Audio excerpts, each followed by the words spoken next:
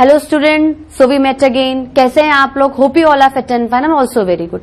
Students, हम लोग जो चैप्टर पढ़ रहे थे इम्प्रूवमेंट इन फूड रिसोर्सेज, उसमें हम लोगों ने पूरा थ्योरेटिकल मैटर कंप्लीट कर लिया था।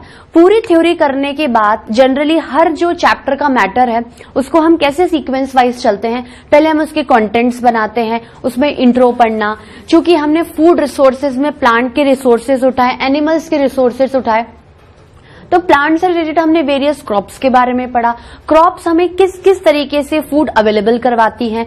एनिमल्स में एनिमल हस्बेंड्री पढ़ी कि we domesticate some animals, we care them, we rear them, we manage all the animals to domesticate them. जैसे हमने कैटल फार्मिंग पढ़ी तो उसमें हमें मिल्क मिला, ठीक है। फिश फार्मिंग में फिश प्रोडक्शन मिला, बीज से हमें हनी मिली, एंड पोल्ट्री से we get directly meat in the form of broilers और एग, ठीक है। ये चीज कंप्लीट हो गई थी। फिर मैं आपको एक पावर बूस्टर क्लास लेती हूं हमेशा, जैसे मैंने सेल मिली उसी तरीके से मैंने वही same to same power booster class इस चैप्टर में भी कल आपको रिपीट करवाई थी। उसमें मैंने आपको समरी ली थी।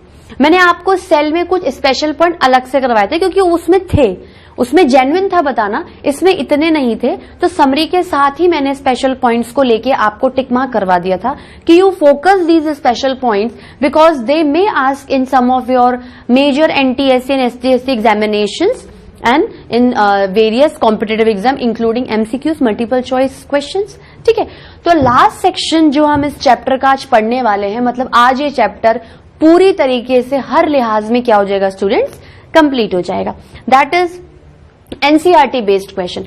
Why I am going to discuss every time NCERT based question in the chapter? Because NCERT is the utmost important for you. NCERT एक base होता है, without NCERT you cannot move ahead. So in every chapter we will definitely get discussed. Today we are going to discuss the NCERT based question of the improvement in food resources. We are going to discuss about something 17 to 18 questions. So let's start from the question number 1. What do we get from cereals, pulses, fruits and vegetables? They are actually the different kinds of plants which are grown in the form of crops. Answer is the cereals, that is the wheat, rice, maize, millets and sorghum provide us carbohydrates. याद है मैंने आपको एक list बनवाई थी, ये pulses हैं, ये सीरियल्स हैं, ये ऑयल्स हैं, उनके आपको नाम लिखवाए थे और उसके बाद क्या चीज आपको मिल रही है उसके बारे में भी लिखवाया था। The pulses, that is gram, pea, black gram, green gram, pigeon pea, lentil, etc. give us protein. Fruits and vegetables gives us carbohydrate, proteins, fat, vitamins, minerals and lots of fibers. ठीक है, आपको क्या क्या मिल सकता है? Carbohydrate मिल सकते हैं, lipids मिलेंगे, ठीक है, प्रोटीन्स मिलेंगे, वेरियस काइंड्स ऑफ चीजें आपको अवेलेबल होंगी। Okay, let's move to question number 2. How do biotic and abiotic factors affect crop production? Answer is, देखो biotic मतलब related to bio, related to living organism, and abiotic means related to non-living thing. मतलब biotic में आप plants को, animals को और microorganisms को consider कर लो समझाने के लिए, और एबायोटिक में आप अदर देन चीजें जैसे टेम्परेचर हो गया, इन्वायरमेंट हो गया, सीजन हो गया, ये सब चीजें किस किस तरीके से क्रॉप की पैदावार को अफेक्ट करती हैं। Let's see the answer. Crop production can go down due to biotic diseases. देखो माइक्रो ऑर्गेनिज्म, वायरस है, बैक्टीरिया है, ठीक है, फंगस है, ये कुछ कुछ जो नेचुरल फ्लोरा फोना होते हैं सॉइल में जो डायरेक्टली और इनडायरेक्टली क्रॉप्स को मिल जाते हैं वो तो फायदेमंद होते हैं, लेकिन कभी कभार अगर इनकी तादाद बढ़ जाए, अगर ये ही पूरे प्लांट को घेर लें तो जो प्लांट को फूड मिलना चाहिए, शेल्टर मिलना चाहिए या अदर एबायोटिक कंपोनेंट्स मिलने चाहिए, वो उन्हें ना मिलके इनडायरेक्टली इनको मिल जाते हैं, ठीक है। तो क्या हो सकता है, ये जो माइक्रो ऑर्गेनिजम्स है ये डिजीजेस क्रिएट कर सकती है, infection which cause something wrong inside the crop and make it dull. So diseases due to infection by viruses or fungi, insects and nematodes, and abiotic like drought, salinity, water lodging, heat, cold and frost stresses under different situation. Abiotic मतलब crop को पानी नहीं चाहिए, हद से ज्यादा rainfall हो गई, क्रॉप को विंटर नहीं चाहिए, इतनी ज्यादा विंटर हो रही है कि सनलाइट नहीं दिख रही है, समर सीजन में इतनी ज्यादा गर्मी हो रही है कि पानी नहीं मिल रहा, मॉइस्चर की कमी होगी, ड्राइनेस हो गई है, वाटर लॉजिंग मतलब बहुत ज्यादा पानी भर गया है, हद से ज्यादा आपकी कैपेसिटी नहीं है पर स्टिल आपने अपने अंदर पानी भर लिया, तो that is condition is known as water logging. This will complete. So, okay, students, Move on to next question. What are the desirable agronomic characteristic for a crop improvement? मैंने आपको बताया था एग्रोनॉमिक मतलब हर प्लांट की अपनी characteristic property होती है। Plant height के हिसाब से, उसमें कितने फ्रूट्स आ रहे हैं, कितने फ्लावर्स आ रहे हैं, उसके नेचर और कैरेक्टर के हिसाब से क्या होता है, चीजों को एडेप्ट करता है, चाहे वो बायोटिक हो या एबायोटिक हो। तो अगर आपको क्रॉप की वैरायटी को इंप्रूव करना है या डायरेक्टली इनडायरेक्टली उसकी प्रोडक्टिविटी बढ़ानी है, तो किस किस तरीके से प्लांट की एग्रोनॉमिक कैरेक्टरिस्टिक इसके लिए रिस्पॉन्सिबल है। Let's see the answer. If we develop those varieties of crops which contain desired agronomic traits, that is high yield, dwarfness, early maturing. Early maturing का मतलब क्या होता है कि प्लांट को बोना और काटने के बीच का जो पीरियड होता है उसे मेच्योरिटी पीरियड कहते हैं। हम चाहते हैं कि कम से कम मेच्योरिटी में प्लांट ग्रो हो जाए। जैसे मैंने क्वालीफ्लावर उगाया, क्वालीफ्लावर का मेच्योरिटी ड्यूरेशन 1 महीना है, मतलब एक क्वालीफ्लावर उगाया और उसको 1 महीने तक काटने तक वेट करना पड़े। It is a long time, not too much but it's quite long time. पर अगर मैं कहूं कि आप एक काम करो, एक क्वालीफ्लावर को उगाओ और उसका मेच्योरिटी पीरियड 15 दिन कर दो, you will harvest the cauliflower within 15 days और अगेन सेकेंड क्वालीफ्लावर आप 16th डे उगाकर उसे 30th डे पे काट लो। ठीक है, तो आपको 1 महीने में अब कितने क्वालीफ्लावर मिले? आपको 2 क्वालीफ्लावर मिले, because you have decreased the maturity duration. Okay, then it will help us in setting higher production. तो पहले 1 क्वालीफ्लावर मिल रहा था, अब 2 मिल रहे हैं। डायरेक्टली इनडायरेक्टली आपका प्रोडक्शन क्या हो गया? नंबर बढ़ गया। Does tallness and profuse branching are desirable characters for fodder crops? Dwarfness is desired in cereals so that less nutrients are consumed by these crops. Dwarf varieties of cereals also provide protection from lodging. अगर मैं कह रही हूं कि plant का characteristic छोटी height का है, ड्वार्फ है, तो उससे क्या बेनिफिट होगा स्टूडेंट? उससे ये बेनिफिट होगा कि देखो, प्लांट अगर छोटा है तो कम स्पेस भी घेरेगा, तो शेल्टर की प्रॉब्लम भी नहीं होगी, और जो न्यूट्रिएंट मैनेजमेंट और इरिगेशन रिलेटेड चीजें हैं वो भी क्या हो जाएंगी? डिक्रीज हो जाएंगी, पर रिजल्ट आपको वही मिल रहा है। तो कम इनपुट लगाने पे आउटपुट क्या मिल रहा है स्टूडेंट्स? आपको ज्यादा मिल रहा है। ठीक है, next question, what are the macronutrients and why are they called macronutrients? Macro मतलब ज्यादा अमाउंट में चाहिए, न्यूट्रिएंट्स का मतलब होता है कि जो एसेंशियल कंपोनेंट प्लांट्स को आगे बढ़ने के लिए हर हाल में रेगुलर चाहिए ही चाहिए, पर अमाउंट क्या है? ज्यादा चाहिए। तो ज्यादा का मतलब क्या होता है? Macro. The macronutrients are nitrogen, phosphorus, potassium, calcium, magnesium and sulphur. These are the name of macronutrients. They are called macronutrients because they are required by crop plants in large amount. That is the answer students, very very simple. Next one, how do plants get nutrient? Nutrient है, खाना है, लेना कैसे है? Answer देखते हैं। There are 3 different sources from where a plant gets the 16 essential nutrients, that is air, water and soil. The nutrients taken from air and water are carbon, oxygen and hydrogen, and these are taken by stomata of leaf. Leaf के ऊपर छोटे छोटे, plant का एक morphology है leaf, जो आपको बाहर से नजर आती है ग्रीन कलर की, उसके ऊपर छोटे छोटे गड्ढे बने हुए रहते हैं, पोर्स बने हुए रहते हैं। उन पोर्स को क्या बोलते हैं? उन पोर्स को स्टोमेटा बोलते हैं। क्या बोलते हैं? स्टोमेटा। लेंटिसेल, स्टेम के ऊपर एक स्ट्रक्चर होता है लेंटिसेल। ये जब मैं आपको मॉर्फोलॉजी पढ़ाऊंगी ना, आपको बहुत ज्यादा क्लियर हो जाएगा, तो just understand and grasp the names only. And root hairs of root, root के अंदर से ब्रांचेस निकलती, उन ब्रांचेस की भी सब ब्रांचेस निकलती, पतली पतली फाइबर्स की तरह, that are known as root hairs. Rest 30 nutrients are obtained from soil. Nutrients का नंबर भी बता दिया और सोर्स भी बता दिया कि देखो ये न्यूट्रिएंट यहां से मिलेगा, ये न्यूट्रिएंट यहां से मिलेगा। Rest 30 nutrients are obtained from soil. These 30 nutrients remain dissolved in water in the soil and are absorbed by the plant roots directly. Next question.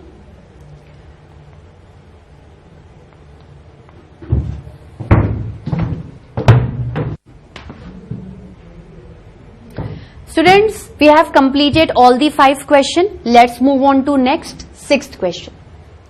Compare the use of manures and fertilizers in maintaining soil fertility. Nutrient management में मैंने क्या बोला था, कभी कभार ये nutrients properly plant को नहीं मिलते हैं, तो अगर प्रॉपरली प्लांट को नहीं मिल रहे हैं तो आप अदर देन एक्स्ट्रा एफर्ट से भी डाल सकते हो। अगर नेचुरली बना रहे हो तो मैन्योर से, अगर मैन्योर्स को ही केमिकली थोड़ा सा प्रोसेसिंग कर रहे हो तो fertilisers. Manure contains many organic substances of biological origin which can be easily degraded and absorbed by the plants. It helps in recycling of biological waste. Manures increase the fertility of soil for a longer duration without causing any harm. Source natural है ना, इसलिए side effects नहीं है. However, the chemical fertilizers, example urea, improve the soil fertility for short duration but cause environmental hazard. देखो chemicals क्या होते हैं कि they will give you results with in a short period of time, पर उनके result persist भी short period of time तक ही करते हैं और उसके बाद उनके साइड इफेक्ट्स क्या होते हैं, ज्यादा होते हैं। Continuous use of fertilizers in a particular area और crop field causes destruction of soil fertility. बार बार फर्टिलाइजर डालते जा रहे हो, इन्वायरमेंट को तो आप हजार्ड पहुंचा ही रहे हो, लेकिन साथ साथ में उस एरिया की बहुत ज्यादा क्या कर रहे हो, डिस्ट्रक्शन कर रहे हो। ठीक है, next question students, which of the following condition will give the most benefits and why. देखो ऑप्शंस दिए हुए हैं, ऑप्शंस में क्या करना है आपको, किस ऑप्शन में आपको किससे रिलेटेड बेस्ट चीज मिलेगी पर क्या उसका रीजन है वो बताना है। देखो ए क्या है, farmers use high quality seeds, do not adapt irrigation और use fertilizers. Farmers use ordinary seeds, adapt irrigation or use fertilizers. Farmers use quality seeds, adapt irrigation, use fertilizer and use crop protection measures. Answer क्या है, सी वाला। देखो अगर एक farmer proper nutrient देगा, proper खाना देगा, प्रॉपर पानी देगा, लेकिन उसके साथ में अगर वो सिर्फ खाना पानी दे रहा है, आप सिर्फ खाना खा रहे हो, पानी पी रहे हो, अगर आपको इस बीच में कोई डिजीज हो रही है, ठीक है खाना पीना तो लोगे, लेकिन उस डिजीज को क्योर भी तो करोगे, उसको कोई मतलब ट्रीटमेंट भी तो दोगे कि नहीं मुझे इस डिजीज से क्या होना, बाहर आना है। तो क्रॉप प्रोटेक्शन देने का मतलब है कि you have to maintain the crop yield, you have to maintain the variety, you have to maintain the production, but along with it simultaneously you have to care the health of the crops. That is crop protection management. Crop protection management. The condition of C will give the most benefits because of all these conditions are required for good crop production. High quality seeds germinate properly and grow to healthy plants. Irrigation help crop plant to fight against frost stress. Fertilizers provide desired nutrients and crop protection measures. Example, use of pesticides, etc. Protect the crop plants from seeds, diseases, weeds and pests. ठीक है students? Next question, question number 8. Why should preventive measures and biological control methods be preferred for protecting crops? Answer is preventive measures such as use of resistant varieties of crops and biological control methods should be preferred for protection of crops because they are ecologically safe, target specific and harmless to other life forms. देखो किसी भी चीज का prevention के साथ साथ आपको ये देखना पड़ेगा कि जो चीज मैं एज अ प्रिवेंटिव यूज कर रही हूं क्या वो डायरेक्टली इनडायरेक्टली किसी और चीज को तो हार्म नहीं पहुंचा रही है। If you are using anything at your homes, आप क्या सोचते हो कि if I am playing music, if I am playing a music, अगर मैं गाने सुन रही हूं तो मैं इस वॉल्यूम में गाने सुनूं कि ना तो वो मेरे खुद की ईयर को डैमेज करे ना ही दूसरों को हेडेक दे। ठीक है, तो you are taking measures in your day-to-day life in such a way that those measures will not affect you as well as not affect the other ones also. ठीक है, ये इसका सिंप्लीफाइड मैनर में मैं समझाया था। ये तो क्या था, बहुत ज्यादा एक तरीके से थ्योरेटिकल आंसर हो गया, तो अगर इसको प्रैक्टिकली देखेंगे तो that answer will suits the best. Question number 9. What factors may be responsible for losses of grains during storage? ठीक है, इन्होंने बोला है कि what factors may be responsible for losses of grains during storage. अगर आप गेहूं को स्टोर करके बहुत टाइम तक रख रहे हो और अगर वो लॉस हो जाए तो उसके पीछे किसका हाथ होगा, क्या चीज रिस्पॉन्सिबल होगी। There are two main factor responsible for losing their storage, that is biotic factor. Generally biotic factors ही रिस्पॉन्सिबल होते हैं क्योंकि आपने उसको स्टोर करके रखा है। तो एबायोटिक तो बहुत ही मिनिमम केस में आएंगे कि वो डिस्ट्रॉय कर रहे हैं, मेनली बायोटिक फैक्टर्स ही रिस्पॉन्सिबल होंगे। Here is the answer, insects, that is example grubs of pulse beetle, grub and adults of rice weevil, wheat weevil. ये एक्चुअली क्या है, ये जो पर्टिकुलर ग्रेन्स में कीड़े लगते हैं ना, इंसेक्ट्स, उनके नाम बताए हुए हैं, तो इसको जस्ट याद करिएगा, it is important for your GK knowledge also. Caterpillar of grain and floor moth, देखो कैटरपिलर किस पे लगता है, ग्रेन पे लगता है, और मोथ इंसेक्ट का नाम है, फ्लोर पे लगता है। तो इंसेक्ट का नाम भी दे रखा है, और जिसको वो खत्म कर रहा है, जिस क्रॉप को वो बेकार कर रहा है, उसको भी साथ ही में लिख दिया है। Larvae and adult of rust red flour beetle, larvae of rice moth and grubs and adults of lesser grain borer. ठीक है, फिर है rodents, example striped squirrel, house rat, house mouse, lesser bandicoot rat etcetera.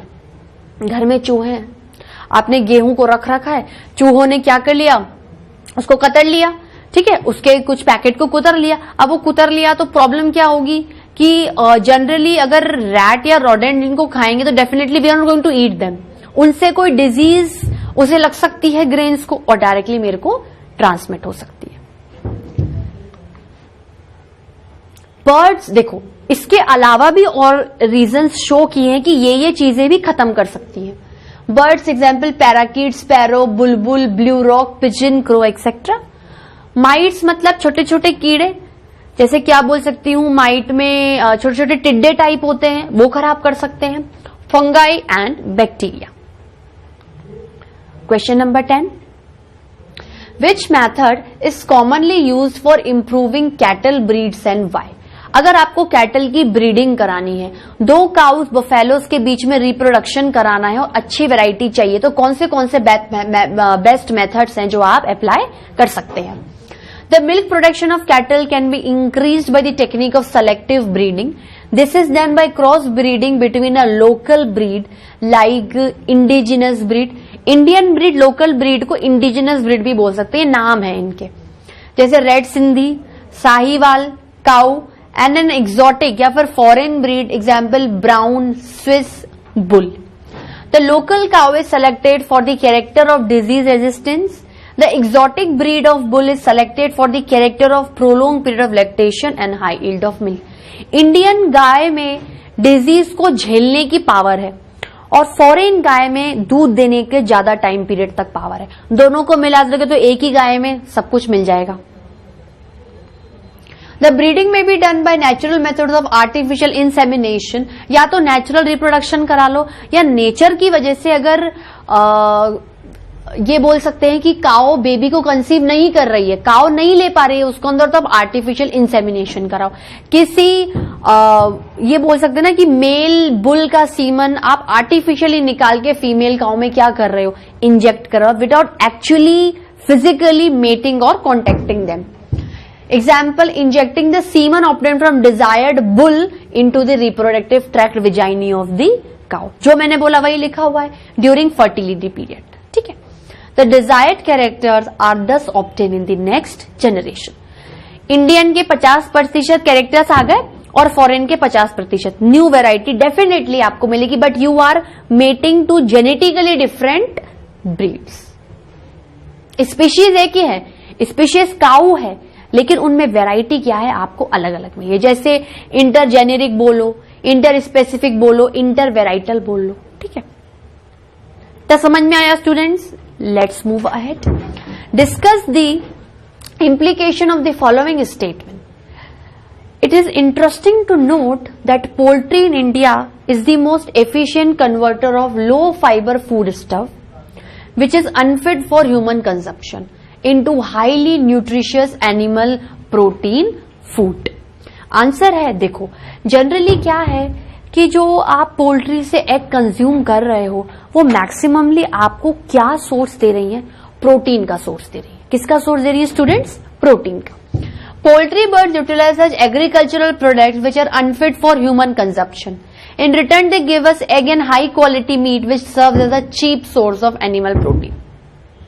देखना, कभी भी अगर आप crop उगाते हो तो आप नेचुरली चाहते हो कि चिड़िया उस क्रॉप पे बैठे, क्योंकि कभी कभार क्या होता है सॉइल में ऐसे माइक्रो ऑर्गेनिजम्स होते हैं which are able to cause disease to the crop. अब आप चिड़िया को भेजो, चिड़िया ने उन इंसेक्ट्स को खा लिया, चिड़िया ने उन इंसेक्ट को खा लिया, तो एक तरीके से आपको प्लांट के भी सोर्सेज अच्छे मिल गए डिजीज फ्री, और उसके बाद आप उस चिड़िया को डायरेक्टली किसमें यूज कर रहे हो, खुद के खाने में भी और एग प्रोडक्शन में भी। ठीक है students, now question number 12, what management practice are common in dairy and poultry farming? In both, answer is in both dairy and poultry farming there are maintenance of temperature. Second point, proper housing facilities having hygienic conditions, proper feeding and prevention and control of disease and pest. अगर आप किसी भी animal को domesticate कर रहे हो human use के लिए तो उसको खाना अच्छा दो, पानी अच्छा दो, उसकी शेल्टर होनी चाहिए, एरिया क्लीन होना चाहिए, हवा पानी आना चाहिए, धूप आनी चाहिए, उसको हर इन्वायरमेंट से प्रोटेक्शन होनी चाहिए, टेम्परेचर है तो कवर अप करो उसको। तो आपको अगर पैदावार बढ़ानी है एनिमल्स की तो एनिमल्स की क्या करनी पड़ेगी, केयर करनी पड़ेगी।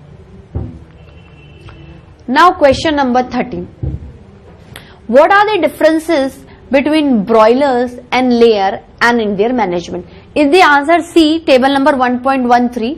Okay, actually I haven't mentioned table number 1.13 because ये मैं differences आपको तब भी बता चुकी हूँ, तो अगर लगेगा तो इसको अपन कैरी ऑन कर लेंगे, otherwise you see your NCERT text book, you see your NCERT textbook, in your textbook it is clearly mentioned what is the actually difference. ठीक है, अगर आपको ऐसा लगता है तो मैं आपको टेबल इन फ्यूचर बता दूंगी। Now question number 14, how are fish obtained? कैसे फिश को लो? There are two methods of obtaining fishes. One method is capture fishing, in which the fishes are obtained from natural resources such as freshwater resources, canals, pools, reservoirs, rivers, brackish water resources, estuaries and marine fish resources, that is coastline and deep seas.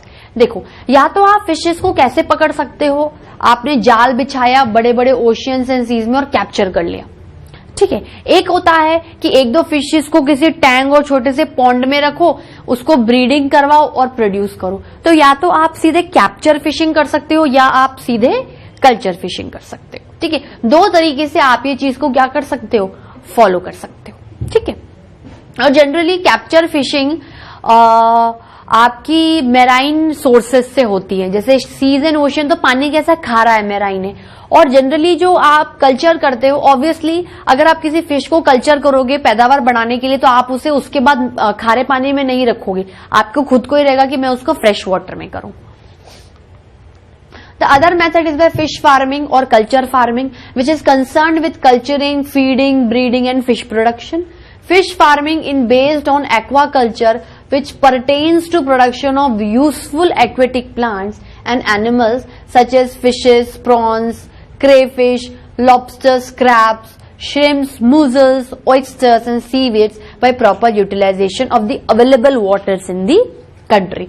Aquaculture include mariculture and fresh water culture fisheries. Aqua मतलब पानी में culture करो, पानी का मतलब है अगर आप बिल्कुल ही मैराइन वाटर में कर रहे हो, मैराइन मतलब मैरीकल्चर, फ्रेश वाटर मतलब fresh water culture.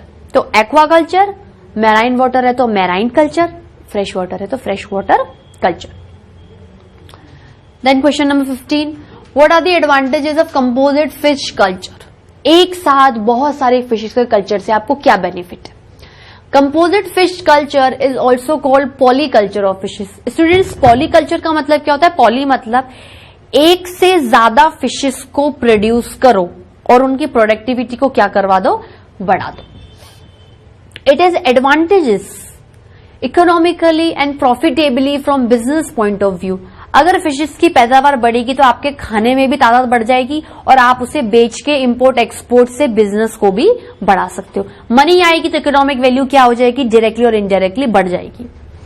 It yields about 8 to 9 times more production as compared to monoculture.